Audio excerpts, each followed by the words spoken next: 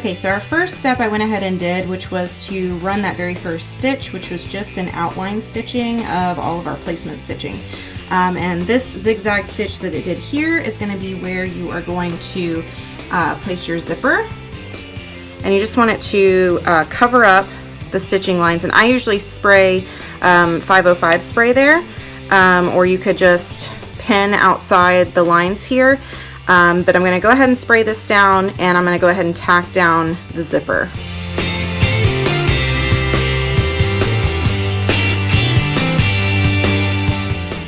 Okay, so the next step is going to be to stitch this bottom portion of the bag. So I've cut two 6x6" squares, which is going to be the bottom side of my bag.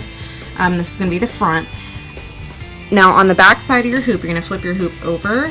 And where you see the very bottom stitching line for your zipper, you're going to face your fabric right side down and either tape, pin, spray, whatever you want to do to keep this laid like this on the bottom side of your hoop. I usually just use 505 spray and spray it, but you want to make sure that it's facing upwards.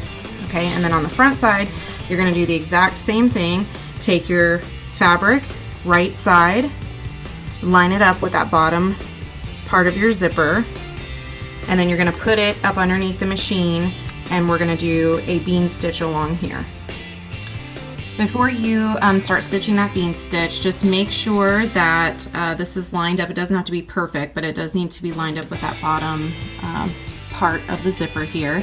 And then make sure that this bottom piece, okay, is laid flat and it's going this direction. You don't want it going this direction or up underneath your arm because it will stitch the wrong direction. So make sure that facing right side is going up this way. So you may want to put your hand up under here and make sure it's flat before you start stitching.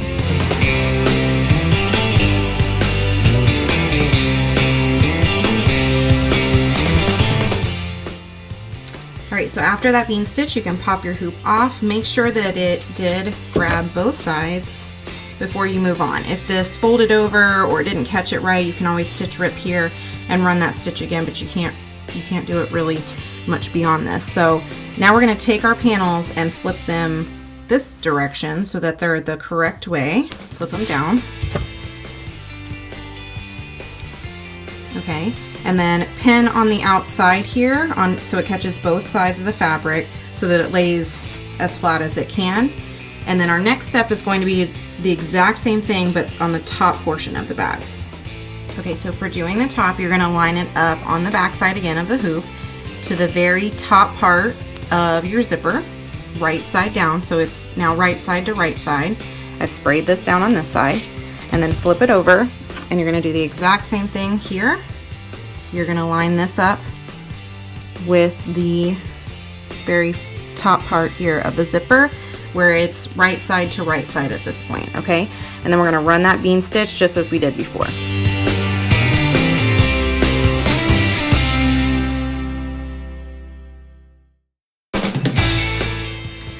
Okay, exact same thing. We're just going to make sure that it caught on both sides and then fold this back. And I like to hit mine with the iron so that it does lay as flat as it can.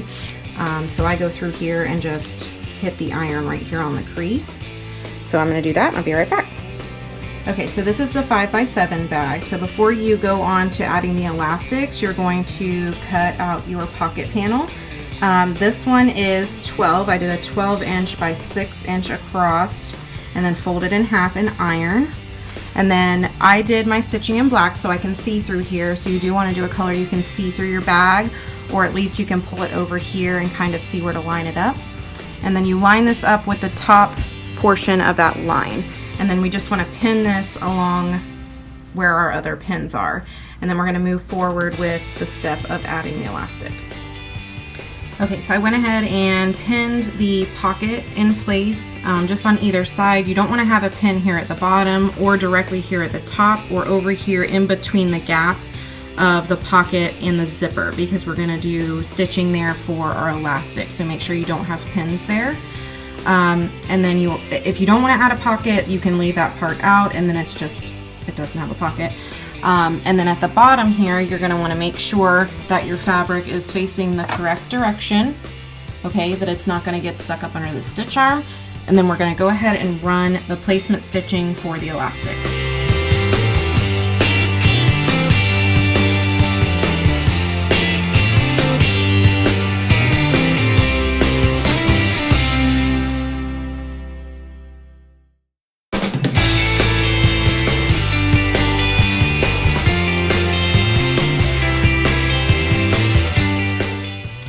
Okay, so I've already put my elastic in place. I've lined these up with the guidelines that we had put down, and I just used a little bit of painter's tape to keep them in place for it just to do the stitching over.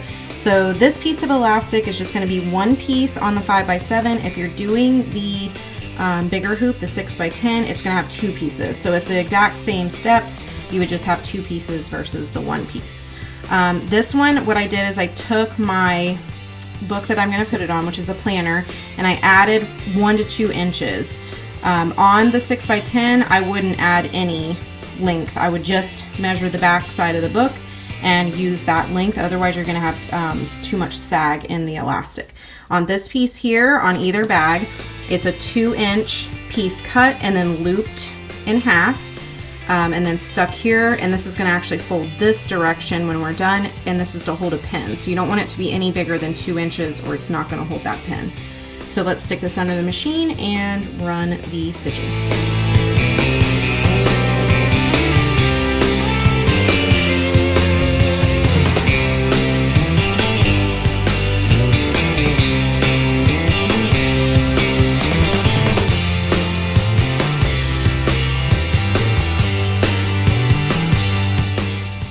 Okay, so I went ahead and pulled the painter's tape off everywhere.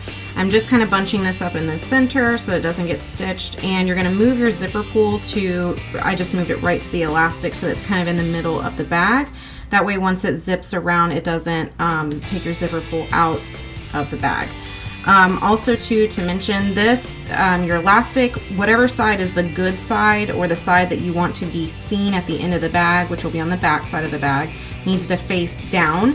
And then over here it doesn't matter because you're looping it, so you're looping wrong sides together here. Your next step, I cut 2 9x6 pieces. That just gives me, make sure I have a little bit extra here to fit on the hoop. But 2 pieces, so this is going to be your inside lining, whatever you want that inside lining to be. And I just cut the exact same here. So inside lining here, and then the back piece is actually going to be what is shown on the back of the bag. So this is going to be my inside lining. And I'm going to, I did some sideways pins here earlier so that it didn't stitch over this. So I am going to pull these out just so they don't get hit by the machine. You can leave these side pins in, just make sure that it's not going to get hit whenever it goes around.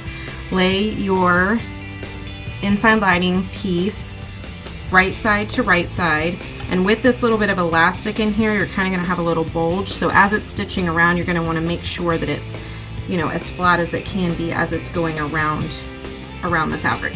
So put this back on the machine and run the next step.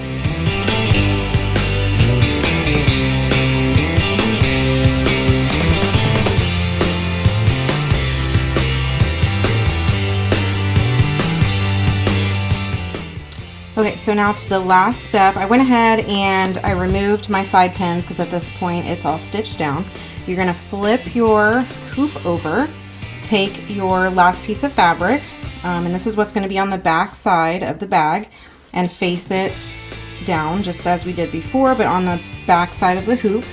I don't usually pin this, I just kind of make sure it's laying flat on the machine before it runs, but you can pin or tape it to the side if you want to make sure it's flat, and then run that final step.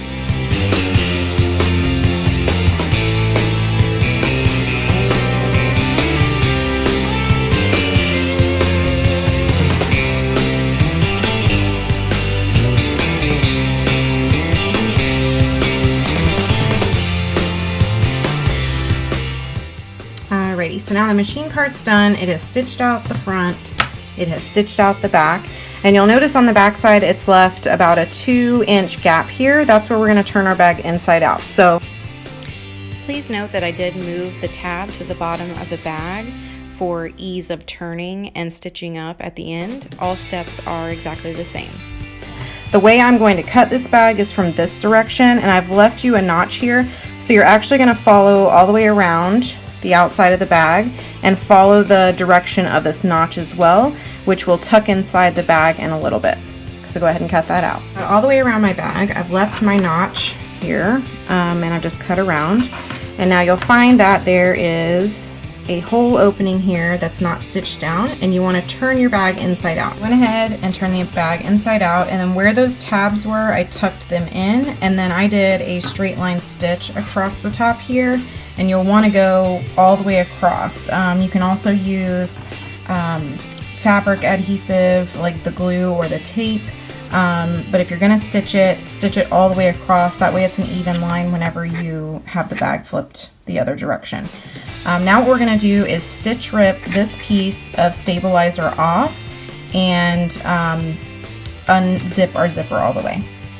Okay, so once you've gotten all of this off, you're going to unzip your zipper all the way, and you're going to flip your bag inside out through this zipper hole. Alrighty, and here's the finished product. I usually hit it with the iron to make it flat. Your pencil would go here. We've got our pocket. If you flip over to the back side, this is our back side, and then our band, which I would slide around my planner.